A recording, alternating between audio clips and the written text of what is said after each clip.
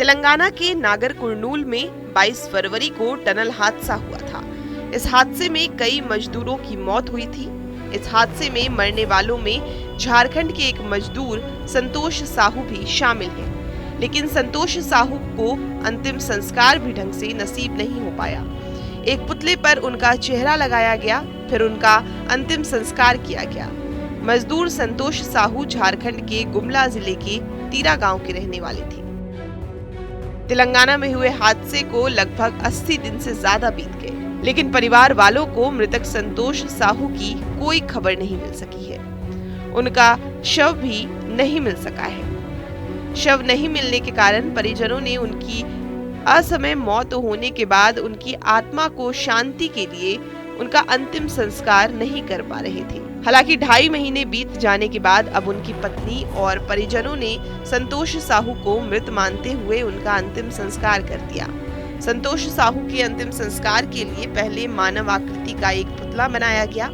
पुतले के सिर पर मजदूर संतोष साहू की तस्वीर लगाई गई। इसके बाद पूरे हिंदू रीति रिवाज के साथ 4 कंधों का सहारा देकर उनकी अंतिम शव यात्रा निकाली गई। फिर गुमला जयपुर मार्ग स्थित तीरा घाट पर पुतले से बने संतोष साहू के शव को मुखाग्नि दी गई। इस दौरान मृतक के परिजनों के साथ साथ बड़ी संख्या में गांव के लोग भी उनके अंतिम संस्कार में शामिल हुए। मेरा पति कमाने गए थे तेलंगाना, उसमें टनल हादसा हुआ, उसमें उसका जान चला गया।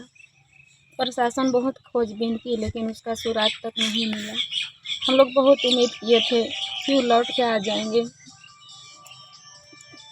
जिंदा लौट के आ जाएंगे। 2.5 महीना बाद भी कोई सुराग नहीं, 2.5 महीना बाद भी अभी तक उसका कुछ नहीं मिला। आगे आप क्या चाहते हैं? सरकार से क्या मांग करते हैं? सरकार से हम चाहते हैं कि मेरे 3 छोटे छोटे बच्चों के लिए और मेरे लिए अच्छा परवरिश कर सके बच्चों को। इसके लिए हम सरकारी नौकरी चाहते हैं। झारखंड सरकार से कुछ आपको मिला है? अभी तक तो नहीं मिला है।